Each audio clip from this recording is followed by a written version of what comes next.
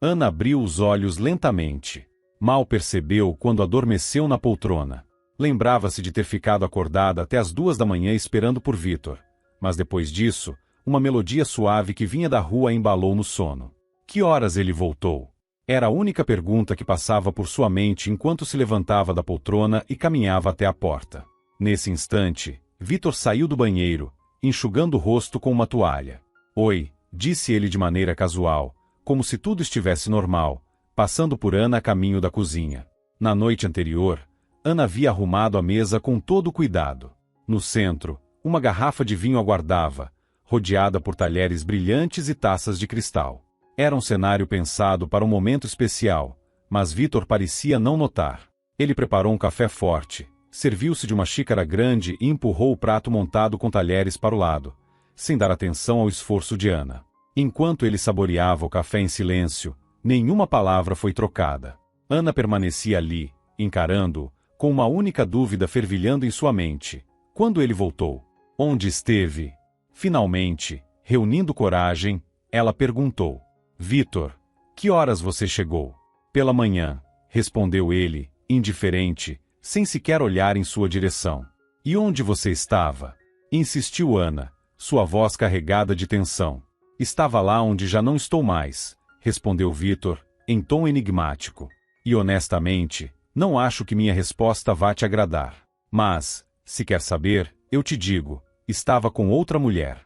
Você fala isso com tanta naturalidade, exclamou Ana, sentindo o chão desaparecer sob seus pés. Por que deveria me preocupar? Você não é minha esposa e nem mesmo minha companheira, respondeu ele, com uma frieza cortante. Então, o que eu sou para você? Ana perguntou, tentando conter a voz trêmula pela emoção que ameaçava transbordar. Uma conhecida ocasional, a quem eu ajudei em um momento e deixei ficar comigo por um tempo. Ana encarou Vitor, incrédula.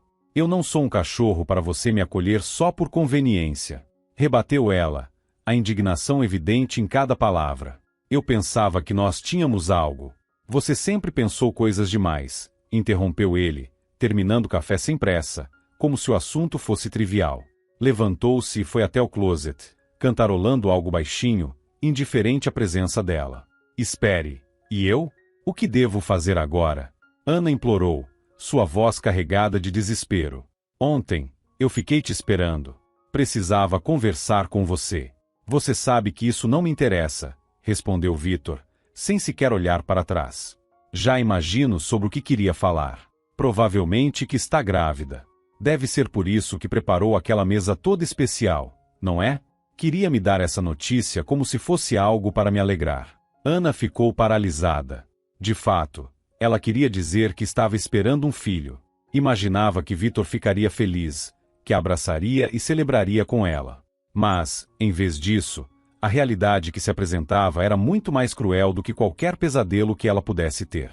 Ele não só não demonstrou alegria, como também não se irritou. A notícia foi recebida com a mesma frieza com que alguém comentaria sobre uma toalha áspera após a lavagem. Enquanto Ana tentava processar a indiferença, Vitor ajeitava o nó da gravata diante do espelho. Sem se virar, comentou com desdém. Espero que você não seja uma daquelas mulheres dramáticas que se jogam chorando no pescoço para se despedir. Ana sentiu um nó na garganta, mas não deixou passar. Eu não sou uma galinha, e pare de me insultar. Retrucou ela, a indignação finalmente superando a dor. Eu não estou te insultando. Pelo contrário, considero você uma garota inteligente, capaz de entender que um relacionamento passageiro chegou ao fim. Hoje à noite, apenas feche a porta ao sair. Ele deu uma pausa e acrescentou, quase me esqueci. Para que você não pense mal de mim, vou deixar um pouco de dinheiro para você. Com um gesto casual, Vitor tirou algumas notas de R$ 100 do bolso interno do paletó e as colocou na mesa. Desculpe, não tenho mais dinheiro em espécie. Acho que isso é suficiente para você encontrar e pagar por um quarto. Depois disso, você se vira sozinha. Mas, e o bebê? A voz de Ana saiu trêmula, carregada de dor e desespero. Isso já é problema seu.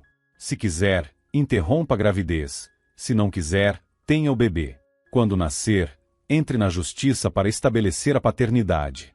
Se for meu, não me recusarei a ajudar. Com essas palavras frias, Ele pegou sua pasta, levantou a mão em um gesto despreocupado de despedida e saiu pela porta, como se tivesse encerrado uma reunião de negócios. Ana ficou paralisada. Em seguida, cambaleou até a janela e observou enquanto Vitor saía do prédio e entrava em um carro estacionado. Ela não conseguiu segurar as lágrimas e desabou no chão. E agora? O que fazer? Para onde ir? Apenas 6 meses atrás, sua vida parecia estar no caminho certo.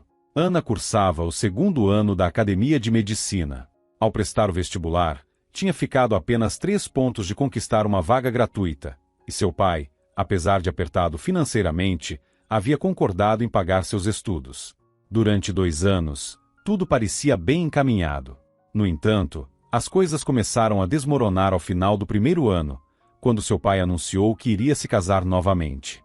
Durante as férias, ao voltar para casa e conhecer Aline, a nova esposa de seu pai, Ana sentiu de imediato uma antipatia. Aline era uma mulher deslumbrante, com corpo escultural e longos cabelos castanhos que destacavam ainda mais sua beleza. Ela tinha apenas 25 anos, 20 a menos que seu pai e apenas 5 anos mais velha que Ana. Mas o que mais incomodava Ana não era só a diferença de idade, e sim a atitude de Aline. Aline sabia o efeito que sua beleza tinha nos homens e não escondia sua postura confiante, sempre com a cabeça erguida e um ar altivo. Toda vez que se dirigia a Ana, fazia isso com um tom condescendente, quase desprezando-a. Era impossível ignorar o abismo que surgira na relação entre pai e filha desde que Aline havia entrado em suas vidas. Agora, ali no chão do apartamento, sozinha e sem perspectivas claras, Ana sentia o peso de uma realidade que parecia impossível de suportar. Com o pai, Aline era sempre carinhosa, chamando-o de gatinho. Para Ana, aquilo soava tão artificial que a enojava, mas seu pai parecia não notar. Ao contrário, ele se derretia completamente com aquele apelido. Quando Ana estava concluindo o 2º ano de medicina, recebeu a notícia devastadora da morte de seu pai. Atordoada e incapaz de organizar os pensamentos, ela solicitou uma licença no departamento acadêmico e retornou apressadamente à sua cidade natal. Seu pai, dono de uma oficina de manutenção de caminhões, havia sido um empresário bem-sucedido por muitos anos. Porém, em algum momento, o negócio começou a declinar, levando-o à falência. Incapaz de lidar com o golpe, ele sofreu um AVC fulminante. Ana não entendia nada sobre os negócios do pai, tampouco conseguia processar a notícia da falência. O que sabia com certeza era que a morte dele havia destruído qualquer chance de continuar seus estudos e até mesmo de construir a vida que sonhava. O funeral foi simples e discreto. Alguns antigos funcionários compareceram, cerca de 20 homens e algumas mulheres vestidas de preto. Entre os presentes estava Estevão, amigo de infância de seu pai, que apesar de raramente aparecer, nunca havia cortado os laços com ele. Ao abraçar Ana, Estevão chorou e murmurou: "Aguente firme, menina." Aline, por outro lado, parecia ter ido a um desfile de moda. Usava um vestido preto de renda, ajustado à cintura com uma corrente de prata. Um chapéu de abas largas e óculos escuros escondiam boa parte de seu rosto. De vez em quando, ela levava um lenço branco ao nariz, mas era evidente que a viúva não estava de luto. Durante o funeral, apenas tio Estevão quebrou o silêncio. Ele se levantou, ergueu um copo de vodka e disse: "André foi um homem maravilhoso, e quem o ajudou a partir para o outro mundo ainda vai pagar por isso. Perdão, amigo, por não ter tido forças para te defender." Sem acrescentar mais nada, ele bebeu de uma vez e voltou a se sentar, o rosto abatido pelo pesar. Após o enterro, Ana e Aline retornaram à casa que agora parecia vazia e sem vida. Ana chorava silenciosamente, enquanto Aline, já trocada em um hobby de seda e chinelos de salto, sentava-se diante do espelho. Ana observou sua madrasta e percebeu algo que a deixou ainda mais revoltada. Os olhos de Aline não estavam vermelhos, ela não havia derramado uma única lágrima. "O que está olhando?" perguntou Aline, capturando o olhar de Ana pelo reflexo do espelho. "Está surpresa porque eu não estou chorando? Por que eu choraria? Pelo contrário, estou aliviada que aquele corpo gordo e fedorento não vai mais invadir a minha cama." "Desculpe pela franqueza." Ana ficou paralisada com a frieza. "Então, por que você se casou com ele?" perguntou, incrédula. "Porque eu queria uma boa vida. O que eu ganhava trabalhando para ele como contadora? Sou jovem e bonita. Preciso de roupas caras, carros, joias. E consegui tudo isso. Inclusive, agora, a casa é minha. Como assim sua?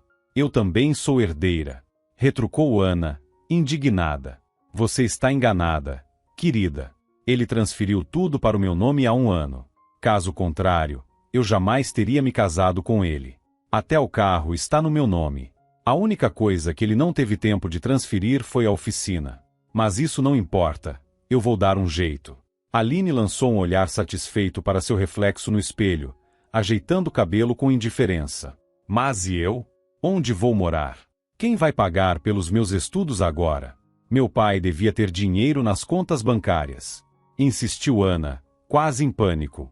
Não sei onde você vai morar, mas André não tinha mais nenhum dinheiro nas contas, respondeu Aline, indiferente. Sem pensar 2 vezes, Ana correu para o quarto e se jogou na cama. As lágrimas rolavam enquanto o desespero a consumia. Depois de algum tempo, respirou fundo, tentando recuperar a calma, e começou a pensar no que fazer. Pegou o telefone e discou o número de Lena, sua amiga da faculdade. Lena, oi. Você sabe o que aconteceu comigo? Perguntou Ana, entre soluços.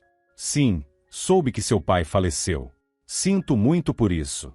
Fique firme, ok? Respondeu Lena, solidária. Como vou me manter firme? Você consegue imaginar? Eu pensei que poderia vender a casa e usar o dinheiro para pagar meus estudos. Mas meu pai colocou tanto a casa quanto o carro no nome da Aline. Não acredito. Que absurdo seu pai fez! Exclamou Lena, indignada. E agora? O que você vai fazer? Eu não sei. Não posso processá-la, porque não tenho dinheiro para contratar um advogado. E não tenho ninguém a quem pedir ajuda. Meu pai tinha um amigo, o tio Estevão, mas ele é só um motorista com 4 filhos para sustentar. Não acho que ele teria condições de me ajudar. E fora isso, não conheço mais ninguém. Que pesadelo! Lamentou Lena. Olha, sabe o que eu acho? Tranque a faculdade por enquanto, arrume um emprego, junte dinheiro e pague os estudos mais tarde. Mas tem que ser um trabalho que você consiga conciliar com as aulas, talvez algo à noite ou nos fins de semana. E onde vou morar? Não consigo mais pagar o aluguel do apartamento onde estou agora, respondeu Ana, desesperada. Procure um quarto barato. Eu vou conversar com meus pais, mas não crie muitas expectativas. Meu pai é bem mão de vaca. Nos dias seguintes, Ana tentou lidar com a situação, mas tudo parecia desmoronar. Após a missa de 7 dias, realizada com praticamente os mesmos convidados do funeral, Aline deu o golpe final. Está na hora de você sair desta casa. Aqui não é uma república. Arrume suas coisas e vá para o seu lugar. Eu só saio quando você provar que esta casa é realmente sua, respondeu Ana, erguendo a cabeça e tentando se manter firme, mesmo com a voz trêmula. Aline soltou uma risada debochada, virou-se e foi para o quarto. Pouco depois, voltou com uma pilha de documentos em mãos. Aqui estão. Tudo no meu nome. Casa e carro, disse ela, balançando os papéis com um sorriso de satisfação estampado no rosto. Com lágrimas nos olhos, Ana começou a arrumar suas coisas. Ela se recusava a deixar para trás as fotos de seu pai e de sua mãe, que havia falecido 10 anos antes devido a uma doença grave. Pouco tempo depois, 2 malas grandes estavam prontas. Antes de sair, ela deu uma última olhada no quarto que por tanto tempo fora seu. O peso da solidão caiu sobre ela. Não tinha mais casa, apoio ou um plano claro para o futuro.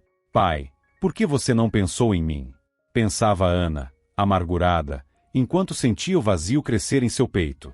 Com esforço, arrastou as malas até a rua e chamou um táxi que a levou até a estação de trem. Usando o pouco dinheiro que ainda tinha na conta, remanescente dos depósitos mensais feitos pelo pai, comprou um bilhete e sentou-se para esperar o trem. Não havia lágrimas, mas a tristeza era evidente em cada pensamento. Meu pai sempre pagava o aluguel com 3 meses de antecedência. 2 meses já passaram, mas ainda tenho 1 mês pela frente. Isso me dá tempo para fazer as provas e pedir um afastamento temporário da faculdade. Depois, começo a procurar emprego. Vou ter que economizar muito, mas não há alternativa. É minha nova realidade. O som do trem chegando interrompeu seus devaneios. Ana se levantou, pegou suas malas e seguiu para a plataforma. Quando finalmente chegou ao apartamento alugado, exausta, arrastou as malas para dentro. Assim que se jogou no sofá, o telefone tocou. Era a Lena. Oi, Ana. Você já chegou? Olha, falei com meu pai. Ele não ficou muito animado, mas concordou em deixar você morar aqui por um tempo. Obrigada, Lena, de verdade. Mas, por enquanto, ainda posso ficar neste apartamento por um mês. Meu pai já tinha pago o aluguel desse período para a dona do imóvel. Se depois disso não encontrar outra alternativa, vou com prazer para sua casa, nem que seja por pouco tempo. Combinado? Combinado. Mas, falando nisso, que tal irmos hoje ao clube? Você precisa relaxar, distrair a cabeça, sugeriu Lena. Lena, estou muito cansada. Além disso, preciso economizar. Não tenho mais ninguém para me apoiar. Esqueça isso por uma noite. Eu pago tudo. Vamos lá. Talvez você tenha razão. Estou cheia de pensamentos ruins e não consigo ver nada positivo. Certo, vamos. Acho que um pouco de diversão pode me fazer bem. Mais tarde, naquela noite, as duas se encontraram no clube. O lugar estava como sempre, na penumbra, lotado de jovens dançando na pista ao som de músicas agitadas. Lena avistou uma mesa vaga e puxou Ana até lá. O garçom veio rapidamente para anotar os pedidos. Em pouco tempo, os coquetéis chegaram, e as duas começaram a beber suas pinha-coladas com canudinhos coloridos. Já um pouco alterada, Lena sugeriu: vamos pedir mais? Vamos, concordou Ana, relaxando pela primeira vez em dias. Mas agora quero um mojito. Depois de mais alguns coquetéis, a tristeza que havia dominado Ana parecia ter sido momentaneamente esquecida. O humor das duas melhorou rapidamente, e empolgadas, pediram uma mimosa. Com as taças nas mãos, foram para a pista de dança, deixando-se levar pela música. Elas se moviam de forma descontraída e graciosa, chamando a atenção de todos ao redor. No bar, um rapaz com um copo de conhaque observava-as atentamente. Ao notar seu interesse, outro rapaz ao lado dele também se virou para a pista, passando a acompanhá-las com o olhar. Quando Ana e Lena retornaram à mesa, os dois rapazes se aproximaram. Podemos nos apresentar? Meu nome é Igor, disse o rapaz moreno, de traços orientais e um sorriso encantador. Eu sou Vitor, completou o outro, loiro e simpático, inclinando levemente a cabeça. E como se chamam essas lindas princesas? As lindas princesas, já animadas pelo álcool, responderam com sorrisos descontraídos e revelaram seus nomes. Os rapazes se sentaram com elas, chamaram o garçom e pediram frutas e mais coquetéis para as garotas. Para nós, 2 cervejas, pediu Igor. Enquanto aguardavam os pedidos, Vitor se voltou para Ana com curiosidade. Você vem aqui pela primeira vez? Não, às vezes venho com amigos, respondeu Ana, sorrindo levemente. E quem são seus amigos? Meus colegas da faculdade de medicina. Entendi. Vocês são daqui? Lena é daqui, mas eu alugo um quarto. Embora, em breve, eu esteja na rua. Como assim? Perguntaram os dois ao mesmo tempo, confusos. É simples, disse Ana, com a língua um pouco enrolada pelo álcool. Eu alugava um apartamento, mas agora não tenho mais como pagar. Logo, a dona vai me despejar. Antes que eles pudessem reagir, o pedido chegou. Ana tomou um gole de seu coquetel, mas de repente declarou: não estou me sentindo bem. A noite virou um borrão. Quando acordou, foi recebida por uma dor de cabeça terrível. Tentou levar a mão à testa, mas parou no meio do caminho. O ambiente era completamente estranho. Uma cama que não era sua. Apavorada, levantou o cobertor e suspirou aliviada. Ainda estava vestida. A porta do quarto se abriu, e um rapaz entrou carregando um copo. Tome. Vai se sentir melhor. O que é isso? Perguntou Ana, sua voz carregada de desconfiança. Beba. Não se preocupe. Não vou te envenenar. É para a ressaca. Você exagerou ontem. Mas onde estou?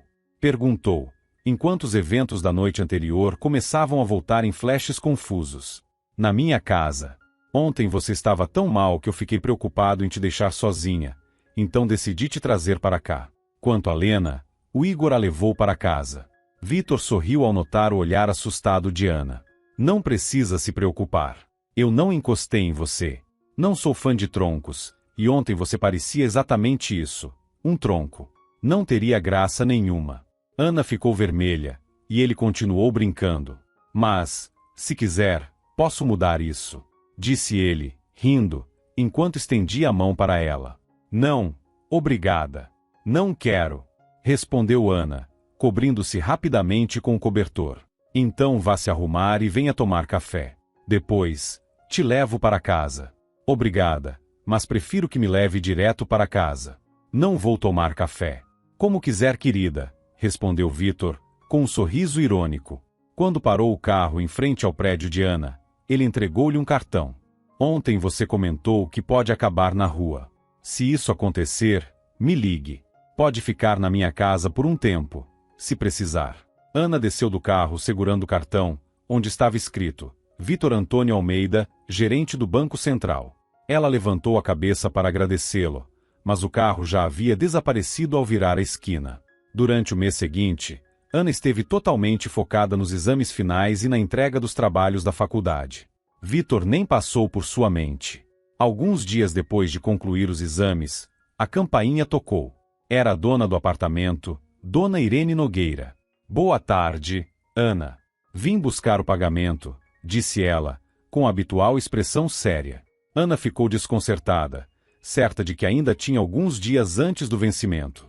Dona Irene, sinto muito, mas não posso pagar o próximo mês. Meu pai faleceu, e eu não tenho recursos no momento. Será que poderia esperar um pouco? Estou procurando emprego e vou pagar assim que puder. A mulher bufou, impaciente. Você está brincando? Quando acha que vai conseguir um emprego? Mesmo depois disso, você precisa trabalhar um mês inteiro para receber o salário. Quer que eu espere meses? Não posso me dar a esse luxo. Ela ajeitou a bolsa no braço e continuou. Amanhã é o último dia do seu contrato aqui. Quero o apartamento desocupado antes do almoço. Passo para pegar as chaves. Sem esperar resposta, Irene deu meia volta e saiu, deixando Ana sozinha com o coração pesado e lágrimas se formando em seus olhos. Dizendo isso, Irene saiu do apartamento com a cabeça erguida, exalando uma superioridade quase teatral. Ana ficou parada, sem forças, apoiando-se contra a parede. Permaneceu assim por alguns minutos antes de pegar o telefone e ligar para Lena. Lena, a dona está me expulsando. Você disse que seu pai concordou em me deixar morar aí por um tempo. Posso ir para sua casa? Ana, aquela conversa foi há muito tempo. Deixa eu falar com ele de novo hoje e te ligo à noite. Tá bom, vou esperar, respondeu Ana, tentando manter a calma. Durante o resto do dia, ela arrumou suas coisas. Preencheu malas e sacolas plásticas improvisadas, já que suas duas únicas malas não eram suficientes para tudo. À noite, o telefone tocou. Era Lena, mas sua voz estava carregada de tristeza. Ana, meu pai se recusou completamente. Não importa o quanto eu implorei, ele só gritou e até ameaçou me expulsar de casa também se eu insistisse. Eu já tinha te avisado que ele é muito pão duro. Da outra vez, ele devia estar de bom humor. Então, o que eu faço agora? Perguntou Ana, tentando segurar as lágrimas. Não sei, Ana. Só, por favor, não faça nenhuma besteira. Quer que eu vá até aí? Não precisa. Não vou fazer nada estúpido, respondeu Ana, desligando em seguida. Ela se jogou na cadeira, exausta e com a mente em caos.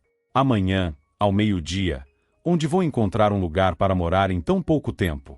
Seu olhar, por acaso, caiu sobre o cartão de visitas deixado no aparador, Vitor Antônio Almeida. Ela hesitou, mas decidiu ligar para ele. Alô? Quem é? Ana. Qual Ana? Aquela que está para ficar sem teto. Ah, é você. E aí, o que aconteceu? Amanhã, ao meio-dia, eu vou estar sem lugar para morar. Entendi. Bem, se eu disse que você podia vir, então venha. Ou quer que eu passe aí para te buscar? Está com muitas coisas. Sim, seria bom. Na manhã seguinte, pouco antes do meio-dia, a dona do apartamento chegou para pegar as chaves. Inspecionou minuciosamente os cômodos, verificou os aparelhos, e somente após confirmar que não havia danos, permitiu que Ana levasse suas malas para o corredor. Se encontrar qualquer coisa errada, vou cobrar de você, avisou com frieza, antes de partir. Com a entrega das chaves, o registro temporário de Ana foi oficialmente anulado. Ela respirou fundo, esperando por Vitor, e se preparou para mais uma reviravolta em sua vida. Vitor já aguardava em frente ao prédio. Ele desceu do carro, ajudou Ana a colocar as malas no porta-malas e a levou para um novo apartamento. Quanto tempo ela ficaria lá? Não fazia ideia. Depois de ajudá-la a levar as malas para dentro, Vitor entregou as chaves e saiu apressado para o trabalho. Naquela noite, ele voltou com uma garrafa de vinho e algumas frutas. Que tal brindarmos a sua nova casa? Disse ele, animado, pegando taças no armário da cozinha. Na manhã seguinte, Ana acordou e percebeu que estavam na mesma cama. O relacionamento entre eles parecia estranho para ela, embora Vitor agisse como se tudo fosse completamente normal. Eles dividiam a mesma cama, jantavam juntos, mas não saíam como um casal. Vitor nunca falava de amor nem discutia sobre o futuro. Apesar disso, ele pagava as despesas da casa, e de vez em quando, perguntava superficialmente sobre os assuntos de Ana. Quanto à própria vida, ele quase nada revelava. Ana, por sua vez, havia trancado a faculdade e passava boa parte do tempo em frente ao computador, procurando emprego. No entanto, fazia isso sem muita determinação, talvez porque no fundo esperasse que o relacionamento com Vitor se tornasse mais sério e que ela não precisasse trabalhar. Assim, passaram-se 3 meses, e tudo permanecia igual. Até que Ana começou a notar mudanças em seu corpo que a deixaram desconfiada. Sendo estudante de medicina, não demorou a compreender o que estava acontecendo. Correu até a farmácia, e suas suspeitas foram confirmadas. Para ter certeza absoluta, foi a um médico, que oficializou a notícia. Ela estava grávida de 5 semanas. Naquela noite, decidiu contar a novidade a Vitor, acreditando, por algum motivo, que ele ficaria feliz. Mas, para sua surpresa, ele reagiu com frieza. Mais uma vez, Ana se viu diante da mesma pergunta: o que fazer agora? As palavras de Vitor, hoje à noite, feche a porta ao sair, ecoaram em sua mente enquanto ela arrastava as malas para fora do apartamento. Depois de colocar tudo na calçada, Ana percebeu o quão difícil seria carregar aquelas malas pela cidade em busca de um lugar para ficar. Então, decidiu ligar para Lena. Posso deixar minhas malas na sua casa por um tempo? Por pouco tempo, respondeu Lena, hesitante. O que aconteceu agora? Vitor pediu para eu sair do apartamento. Como assim? Exclamou Lena, surpresa. Isso não é conversa para o telefone. Pegue um táxi e venha para cá. Ana fez exatamente isso. Ao chegar, contou toda a história para Lena, que ficou chocada. Eu realmente pensei que vocês estivessem juntos de verdade, mas, pelo visto, ele te via como uma empregada doméstica. E ainda se aproveitou de você. Que absurdo! Lena ficou em silêncio por um momento, pensativa. E agora? O que você vai fazer? Vai enfrentar isso sozinha ou quer ajuda? Vou pensar em tudo com calma. O bebê, claro, vou ter. Ele não tem culpa de nada. Quanto a um lugar para morar, vou começar a olhar anúncios. Talvez eu vá até um clube de informática, porque meu notebook quebrou justo agora. Nada de clube de informática. Vamos usar o meu computador. Vamos procurar juntas, respondeu Lena, decidida. As duas se sentaram em frente ao computador e começaram a buscar anúncios de quartos para alugar. Encontraram 3 opções que pareciam adequadas e anotaram os endereços. Também precisamos procurar um emprego para mim, pediu Ana, determinada. Com certeza, respondeu Lena, apoiando a ideia. Voltaram a buscar anúncios e logo encontraram uma vaga de auxiliar de limpeza em um hospital. Lena, isso é perfeito para mim, exclamou Ana, animada. Trabalhar um dia e folgar 3. Assim, consigo até pegar 2 turnos. Além disso, o salário está bom e ainda vou ganhar experiência. Ótimo! Vamos pegar suas malas, e amanhã vou com você ao hospital e aos endereços dos quartos. Nunca se sabe que tipo de pessoa pode estar nesses lugares. Não quero que você vá sozinha. Lena se trocou rapidamente, e as duas saíram para visitar os endereços. Nos 2 primeiros lugares, descobriram que os quartos eram alugados por diária, o que não era viável. Apenas o 3º endereço era uma possibilidade real. O local era um apartamento comunitário com 5 quartos, mas tinha um ar de abandono. As portas estavam sujas e descascadas, as janelas tinham caixilhos de madeira apodrecidos, e o papel de parede estava rasgado, parecendo ter mais de 100 anos. No quarto disponível, Havia uma cama de ferro com a grade afundada, um armário que rangia ao abrir e uma mesa com 2 cadeiras de madeira quebradas. Sobre a mesa, estava uma chaleira com apito, 2 panelas encardidas e alguns pratos e copos antigos. As 2 ficaram paradas, perplexas, olhando ao redor. O dono está internado em uma clínica psiquiátrica há 6 meses, explicou a mulher que mostrava o quarto, mas o contrato do quarto continua no nome da mãe dele. A mãe mora com o homem em outro lugar e pediu para eu cuidar da chave, mostrar o quarto e manter o lugar arrumado. Ah, e também para cobrar o aluguel, claro. Muitas pessoas vieram ver o quarto, mas ninguém gostou desse lugar horrível. Só que ela colocou o preço bem baixo. Então, vai querer alugar? Perguntou a mulher. Ana olhou ao redor, sentindo o peso da decisão. Mas, sem outras opções, concordou. Como é seu nome? Perguntou a mulher. Ana. Eu sou a tia Estela. Você sabe se a proprietária vai conseguir me registrar temporariamente no quarto? Perguntou Ana.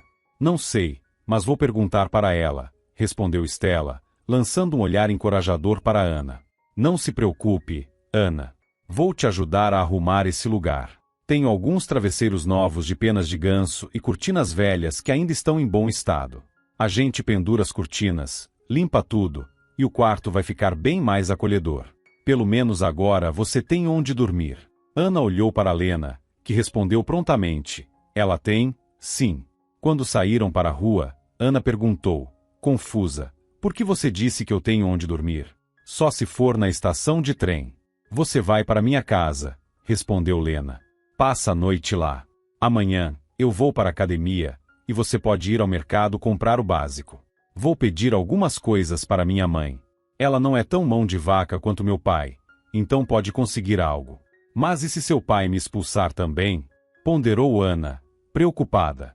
Ele nem vai nos notar. Relaxa. Vamos direto para o meu quarto, bem quietas, disse Lena, com um sorriso confiante. Ao chegarem na casa de Lena, ela levou Ana discretamente para o quarto e foi conversar com a mãe, que estava na cozinha lavando a louça. Felizmente, o pai não estava por perto. Lena explicou rapidamente a situação de Ana, e sua mãe, sensibilizada, decidiu ajudar. Juntas, começaram a separar itens essenciais. Encheram uma sacola grande com colheres, garfos, uma frigideira, algumas toalhas, um jogo de cama, uma bacia plástica, produtos de limpeza, esponjas e panos. Lena levou tudo rapidamente para o quarto, garantindo que o pai não percebesse. Na manhã seguinte, Lena chamou um táxi para Ana e ajudou a carregar as malas e as sacolas para o carro antes que o pai, ainda dormindo, acordasse. As 2 se despediram com um abraço, e Ana foi levada para seu novo e modesto quarto. O motorista, um senhor gentil, ajudou Ana a descarregar suas coisas e carregá-las para dentro. Ao observar o estado do local, balançou a cabeça e comentou: Menina, você deve estar bem apertada para escolher morar aqui. Ana ficou parada no meio do quarto, encarando o ambiente sujo e decadente, com um nó na garganta. Antes que pudesse se mover, ouviu passos. Era a tia Estela entrando com um balde nas mãos. Está admirando o caos? Perguntou Estela, com uma leve risada. É horrível. Nem sei por onde começar, respondeu Ana, desanimada. Não se preocupe. Como dizem, os olhos temem, mas as mãos fazem. Vou buscar água e sabão. Vamos começar a deixar esse lugar habitável. Tia Estela, eu não posso agora. Preciso resolver a questão do trabalho primeiro, disse Ana, um pouco hesitante. Então vá. Trabalho é prioridade. O quarto pode esperar, respondeu Estela, acenando com o balde enquanto saía. Ana foi à entrevista e conseguiu a vaga, mas precisaria passar por um exame médico antes de começar. Animada, pensou, amanhã começo a trabalhar, mas hoje vou limpar o quarto. Ao se aproximar do quarto, ouviu o som de um canto alto vindo lá de dentro. Quando abriu a porta, deparou-se com tia Estela, de mangas arregaçadas, esfregando vigorosamente o parapeito da janela. Os vidros já estavam brilhantes, e as molduras, antes encardidas, agora pareciam novas. Ao ouvir a porta se abrir, Estela se virou com um sorriso. Ah, é você, Ana. Troque de roupa e vamos ao trabalho. O dia inteiro foi dedicado à limpeza e organização. Pararam apenas uma vez para almoçar, com Estela preparando a refeição. Ao final do dia, o quarto estava irreconhecível, exalando um frescor que trouxe alívio e aconchego. Tia Estela trouxe um travesseiro, um cobertor e cortinas azuis que penduraram juntas. Agora está tudo no lugar, avaliou Estela, satisfeita. O armário está limpo. Você pode organizar suas coisas. Vou para meu quarto. Minha coluna está me matando, disse ela, segurando a cintura e caminhando devagar. Assim, começou a nova rotina de Ana. Ela foi designada para trabalhar no departamento de urologia do hospital, uma área que, como dizem, não é das mais agradáveis. O maior desafio era lidar com as condições específicas dos pacientes e o cheiro constante de urina, que tornava o ambiente pesado e afastava muitos auxiliares. Mas Ana não podia se dar ao luxo de ser seletiva. Ela enfrentou suas dificuldades e mergulhou no trabalho. Com a falta de auxiliares na ala, frequentemente recebia ofertas de horas extras, o que era bem-vindo. Todo o dinheiro que ganhava era cuidadosamente dividido em pilhas, a maior para juntar o suficiente para voltar à faculdade, outra menor para as necessidades do bebê que estava a caminho, e o restante usado para despesas básicas. Tia Estela logo percebeu o esforço de Ana ao notar os alimentos simples que a jovem comprava para cozinhar. Sem dizer nada, começou a deixar discretamente itens extras no armário de Ana. Um ovo a mais, um pacote de macarrão, um pouco de açúcar. Às vezes, quando Ana estava de folga à noite, Estela convidava para tomar chá. Durante essas conversas, perguntava com delicadeza como Ana havia acabado naquele apartamento comunitário. Ana sentia-se à vontade com Estela e não via razão para esconder sua história. Conversar com a mulher era reconfortante.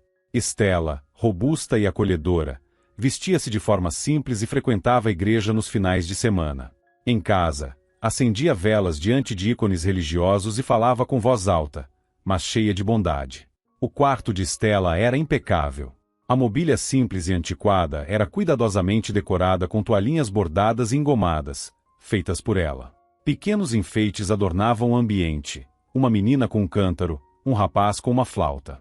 No parapeito da janela, vasos de flores floriam constantemente em tons de rosa, violeta e branco, trazendo um toque de aconchego ao espaço.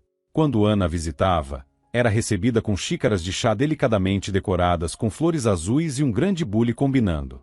Sobre a mesa, sempre havia pãezinhos frescos e dourados, cujo aroma se espalhava pelo apartamento. Estela adorava trabalhar com massas, e o cheiro de seus assados transformava até o lugar mais simples em um lar acolhedor. Tia Estela costumava distribuir seus deliciosos pães entre os vizinhos. O Sr. Vander, que morava no quarto ao lado, Pedro, o alcoólatra abandonado pela ex-mulher que ficou com um apartamento maior, e até mesmo Joana, a fofoqueira, e seu marido, Carlos, sempre recebiam sua generosidade. Estela cozinhava maravilhosamente bem, fruto de anos de experiência como confeiteira antes de se aposentar.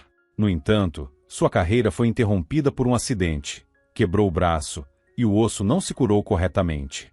Para corrigir, era necessária uma cirurgia, mas ela recusou, mesmo com a dor constante. Foi aí que se aposentou. Ainda assim, Estela não era do tipo que ficava parada. Sempre encontrava algo para ocupar o tempo. Certa vez, durante uma conversa, ela perguntou: "Você não tem mais ninguém na família? Sua mãe faleceu, mas e outros parentes?" Ana suspirou antes de responder. "Meu pai foi criado em um orfanato. Minha mãe tem uma irmã, mas antes da morte dela, meu pai pediu para a tia Maria vir ajudar a cuidar da minha mãe, e ela se recusou. Disse: 'Como vou deixar minha família? Vocês são ricos. Contratem uma cuidadora.' Depois disso, meu pai parou de falar com ela. Antes disso, ela já fazia questão de dizer que éramos ricos e que tínhamos a obrigação de ajudá-los financeiramente. Mas naquela época, não tínhamos nada. Todo o dinheiro ia para investir no negócio. Só depois meu pai conseguiu se estabilizar, construir uma casa grande e comprar um carro bom. Não quero pedir ajuda a eles. Não quero depender de ninguém. Vou juntar dinheiro, voltar para a faculdade e seguir em frente." Estela olhou com preocupação e perguntou: "Desculpe minha franqueza, mas parece que você está carregando um peso grande. Ou estou errada?" Ana baixou os olhos e respondeu com a voz baixa: "Sim, estou grávida." "Quando o bebê nasce?" "Em maio." "Tia Estela, você tem filhos?" "Sim, claro. Tenho um filho, Douglas. Ele já está com 28 anos. Por que ele nunca vem visitá-la? Ele mora longe? Não, Ana, ele não mora longe. Está preso. Preso? Por quê? Tia Estela respirou fundo antes de começar a contar. Meu marido, Sivaldo, não era o pai de Douglas. Casei-me com Sivaldo quando Douglas tinha 2 anos. No começo, ele parecia um bom homem, mas depois começou a beber. Tentei de tudo, conversar, levá-lo a médicos, mas ele não queria se tratar. E o pior, começou a ser agressivo.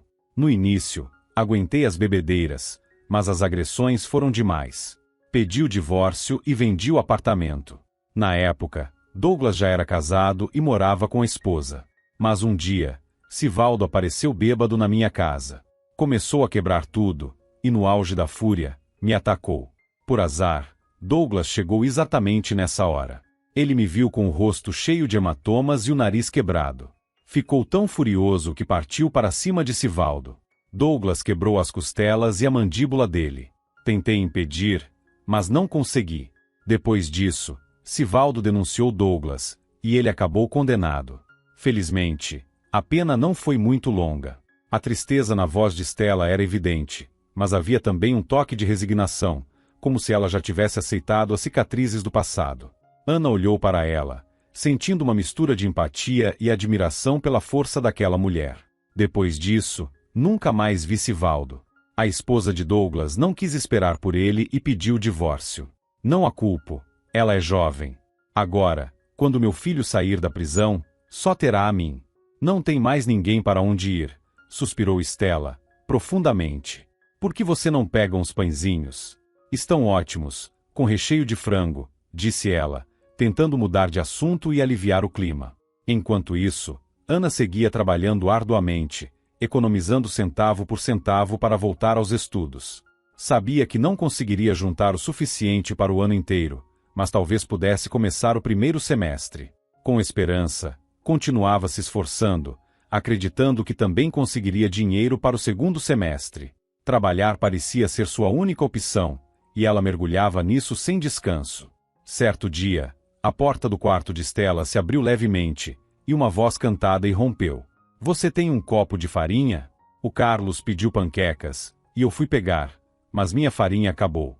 Sem esperar resposta, Joana entrou lentamente no quarto, cruzando suas mãos rechonchudas sobre a barriga volumosa. Ué, o que você está fazendo? Não está costurando fraldas, não é? Perguntou Joana, lançando olhares curiosos para a máquina de costura onde Estela estava sentada. Joana, o que isso tem a ver com você?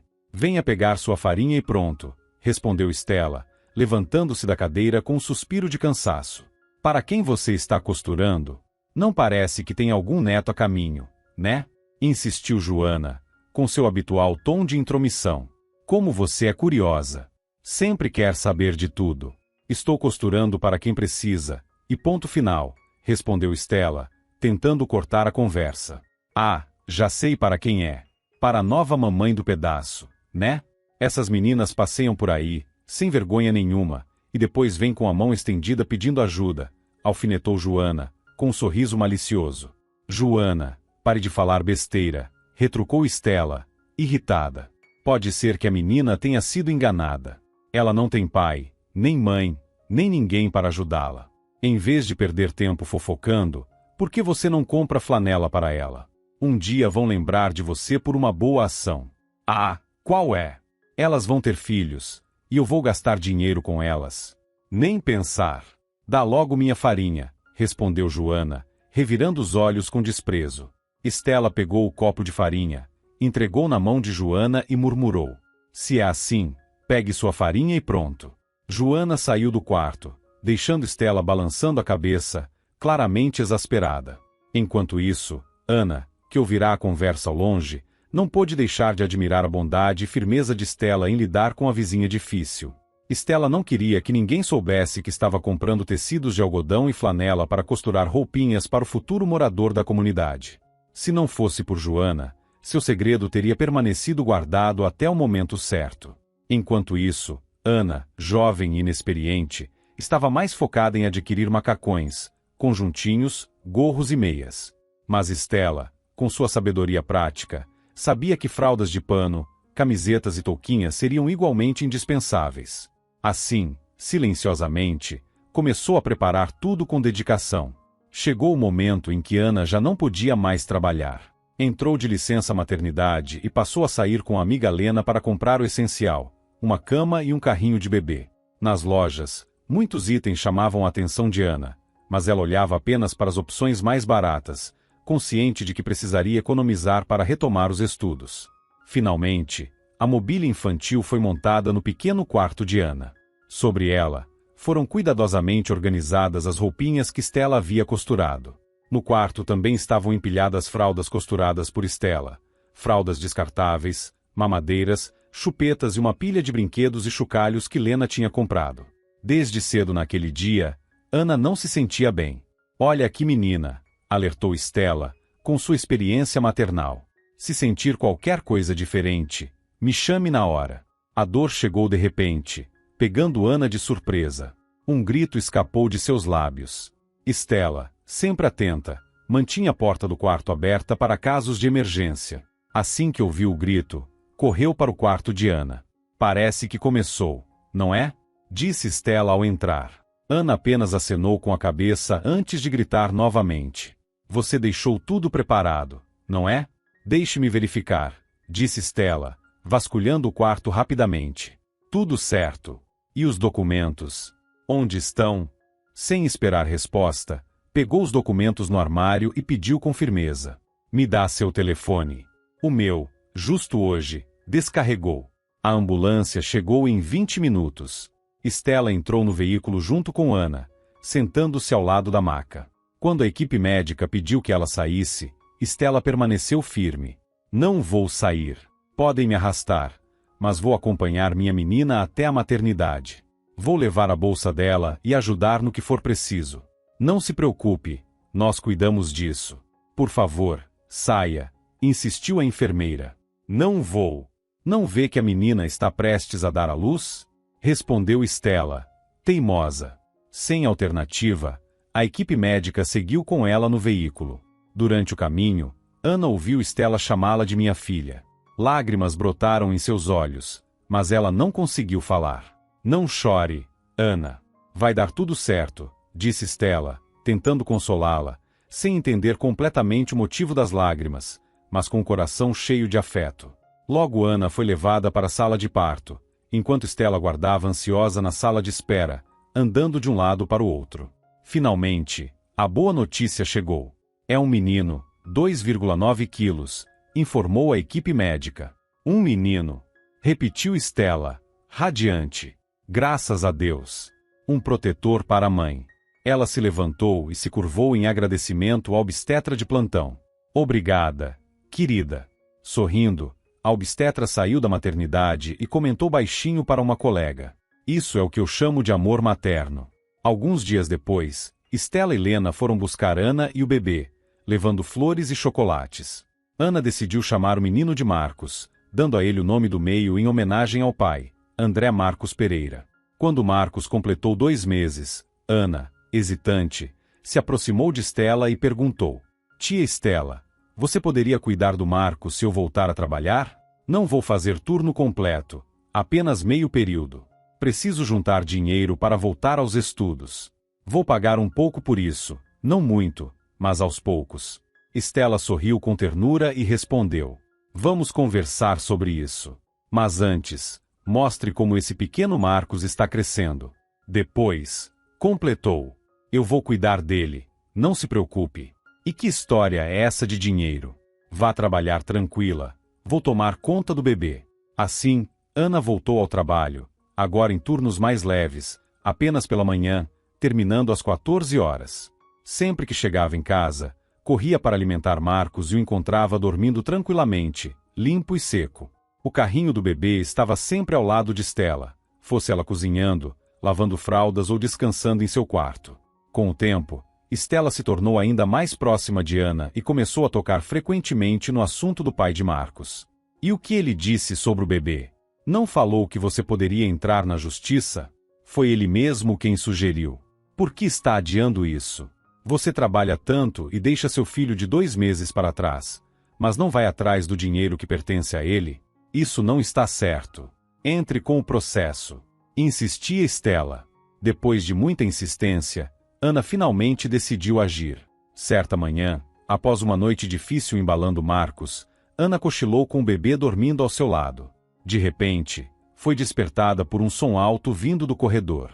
Eram lamentos de Estela. Por um momento, Ana ficou ouvindo, tentando entender o que estava acontecendo, mas os lamentos persistiram. Alarmada, ela correu para o corredor. No corredor, já estavam reunidos o Sr. Vander, Pedro e até Joana, espiando curiosa pela porta entreaberta. No centro da atenção, Estela agarrava o ombro de um jovem atraente, com a cabeça encostada em seu peito, chorando alto. Meu filho voltou. Meu querido filho. Como esperei por você, meu amado filho. O jovem, visivelmente desconfortável com a cena, abraçava a mãe enquanto olhava confuso para os vizinhos que assistiam ao reencontro. Finalmente, Estela soltou o filho, enxugou as lágrimas, olhou ao redor e exclamou: Estão vendo? Este é meu filho, Douglas. Ele voltou. Um silêncio tomou conta do corredor enquanto os vizinhos absorviam a emoção do momento. Sorridente, Estela levou Douglas para dentro de seu quarto. Poucos minutos depois, ele reapareceu no corredor com uma toalha jogada sobre o ombro, parecendo mais à vontade. Logo após, Estela entrou no quarto de Ana e anunciou: Venha nos visitar à noite e traga o Marcos. Quero que conheça meu filho. Está bem, respondeu Ana, concordando com um sorriso. O dia estava ensolarado, e Ana aproveitou para passear pela cidade com Lena e o carrinho de bebê. Enquanto caminhavam pelas ruas movimentadas, passaram por uma joalheria. Quase ao mesmo tempo, um carro de luxo estacionou próximo a elas. Do lado do passageiro, saiu uma jovem bem vestida, enquanto do lado do motorista, a porta se abriu e outro ocupante desceu. Ele deu alguns passos em direção à mulher, mas parou abruptamente ao avistar Ana com o carrinho. Um sorriso congelou-se em seu rosto. Oi, disse ele lentamente. Era Vitor. Até quando vou ter que esperar? Gritou a jovem, impaciente. Sem esperar por uma resposta de Ana, Vitor apressou-se a acompanhar a mulher em direção à loja. Antes de atravessar a porta de vidro, ele se virou para olhar Ana mais uma vez. Veja só, como um cachorrinho que corre ao chamado, zombou Lena, balançando a cabeça. A vida seguiu seu curso. Ana conseguiu viajar até a faculdade, pagou o semestre e se matriculou novamente. Como as aulas ainda não haviam começado, ela continuava trabalhando no hospital no turno da manhã, enquanto Estela cuidava de Marcos com carinho e dedicação. Douglas, agora morando com a mãe, também encontrou estabilidade, conseguindo um emprego como soldador em uma obra local. Certa noite, duas mulheres bateram na porta do quarto de Ana. Ao abrir, elas se apresentaram com seriedade. Somos do Serviço de Assistência Social e viemos verificar suas condições de vida. As mulheres entraram no pequeno quarto de Ana, examinando cada detalhe. Fizeram perguntas sobre seu trabalho, sua família e anotaram meticulosamente tudo em suas pranchetas. Ana observava com um misto de nervosismo e curiosidade, sentindo o peso de suas circunstâncias, mas também determinada a enfrentar qualquer desafio por Marcos. Antes de sair, uma das assistentes sociais se virou para Ana e disse com calma: Vitor Antônio Almeida entrou com pedido judicial para obter a guarda do menor Marcos. Ana ficou paralisada, incapaz de processar o que acabará de ouvir. Mas eu ainda nem entrei com o pedido de reconhecimento de paternidade. Isso não é da nossa competência. Qualquer dúvida, você deve resolver com o juiz, respondeu a assistente social, despedindo-se. Assim que as mulheres saíram, Ana correu até o quarto de tia Estela, quase em lágrimas. Ele entrou na justiça. Quer levar o Marcos. Ele quer levar o bebê? Ah, que canalha! Agora o filho interessa, mas antes não fazia questão nenhuma, exclamou Estela, indignada, quase gritando. Eu vou ao tribunal e conto tudo. Vou falar como ele te expulsou de casa quando você estava grávida. Estela estava tão furiosa que mal conseguia se acalmar. Pouco depois, chegou a intimação oficial para a audiência. No dia do julgamento, tia Estela se preparou com todo cuidado. Colocou seu vestido mais elegante, arrumou os cabelos em uma trança bem presa ao redor da cabeça, pegou Marcos no colo e declarou com firmeza: Vamos lá, quero ver se eles têm coragem de tirar esse bebê de nós. Para a surpresa de todos, Douglas também se aprontou rapidamente e correu atrás da mãe. Deixa que eu levo o bebê, ofereceu ele, solidário. Eu levo. Minhas mãos não vão cair, respondeu Estela, segurando Marcos com firmeza nos braços. E assim seguiram para o tribunal, Estela, imponente, caminhando à frente com o bebê nos braços, enquanto Douglas e Ana iam logo atrás. Durante a audiência, Vitor foi o primeiro a falar. Ele afirmou, com voz confiante, que nunca quis abrir mão do filho. Disse que tinha um emprego bem remunerado, um apartamento espaçoso, carro próprio e uma família completa. Declarou que sua esposa, uma mulher com ensino superior, estava pronta para aceitar o bebê como se fosse dela. Vitor ainda destacou que não precisava de um teste de DNA, pois já reconhecia Marcos como seu filho. Ele também acusou Ana de viver em um quarto alugado, sem emprego fixo e de ter abandonado a faculdade. Alegou que ela não tinha condições de criar e educar o filho adequadamente. Eu, Vitor Antônio Almeida, posso oferecer tudo e mais um pouco para Marcos, concluiu com firmeza. Porque ela não pode criar o bebê. Ela é a melhor mãe do mundo, exclamou Estela em voz alta, indignada. O juiz bateu o martelo na mesa para restaurar a ordem, e em seguida, perguntou a Vitor. Suponha que, no futuro, sua esposa tenha um filho biológico. Você não considera a possibilidade de Marcos ser tratado como um empecilho? Isso nunca vai acontecer. Minha esposa não pode ter filhos, respondeu Vitor, sem hesitar. Chegou a vez de Ana falar. Ela se levantou, tentando manter a calma, e explicou. Eu já me matriculei novamente na faculdade de medicina. Enquanto isso, trabalho meio período no hospital para sustentar meu filho. Minha tia Estela me ajuda a cuidar do bebê, garantindo que ele receba todo o amor e cuidado necessários. Marcos não está desamparado. Sua voz tremia levemente, mas suas palavras estavam carregadas de emoção e sinceridade. O tribunal ficou em silêncio enquanto o juiz ouvia atentamente. Ana, mas você não tem uma família completa. Deve ser difícil cuidar de tudo sozinha, começou a juíza, com um tom ponderado. Antes que ela pudesse continuar, Estela interrompeu com determinação. Nada disso. Ela não está sozinha. Vai se casar com meu filho. Em seguida, ela se virou para Douglas e disse. Não é verdade, Douglas? É verdade, confirmou ele, sem hesitar. Vocês estão planejando se casar? Perguntou a juíza, intrigada. Sim, estamos planejando registrar o casamento, respondeu Douglas com firmeza. E você trabalha? Continuou a juíza. Sim, sou soldador.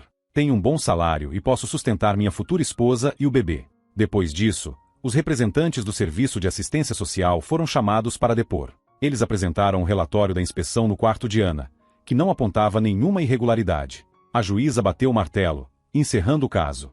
Guarda concedida à mãe, Ana Pereira. O pai terá a obrigação de pagar pensão alimentícia. Eles saíram do tribunal aliviados e felizes, Estela carregando Marcos nos braços, com Ana e Douglas sorrindo ao lado dela. Por que você contou à juíza que vamos nos casar? Perguntou Ana, sorrindo, enquanto olhava para Douglas. Para que a balança não pendesse para o outro lado, respondeu ele com um sorriso tranquilo, o mesmo que havia conquistado meses atrás. Ana se lembrou de como conheceu Douglas. Ele havia acabado de sair de um período difícil após a prisão. Apesar de suas próprias dificuldades, ele sempre tinha um olhar calmo e um jeito carinhoso, algo que a fez sentir-se acolhida. Aos poucos, a amizade dele se transformou em algo mais. Ele sempre estava lá para ajudá-la, fosse com Marcos ou com as preocupações do dia a dia, e nunca fez sentir que estava sozinha. No caminho de volta, Estela não parava de reclamar, indignada. Você viu como ele é esperto? A mulher dele não pode ter filhos, então agora eles decidiram que querem o Marcos. Mas a juíza foi justa. E agora, que ele pague a pensão alimentícia, já que se declarou pai. No dia seguinte, após terminar seu turno no hospital, Ana saiu do prédio e parou por um momento, respirando fundo ar fresco. Oi, viemos te buscar, ouviu uma voz familiar. Virando-se, viu Douglas se aproximando, empurrando o carrinho onde Marcos balançava as perninhas e fazia sons animados. Hoje estou de folga. Mamãe nos mandou passear enquanto ela assa seus pãezinhos preferidos. E eu aproveitei para vir te buscar, disse Douglas, sorrindo calorosamente, como fazia sempre que queria aliviar as tensões de Ana.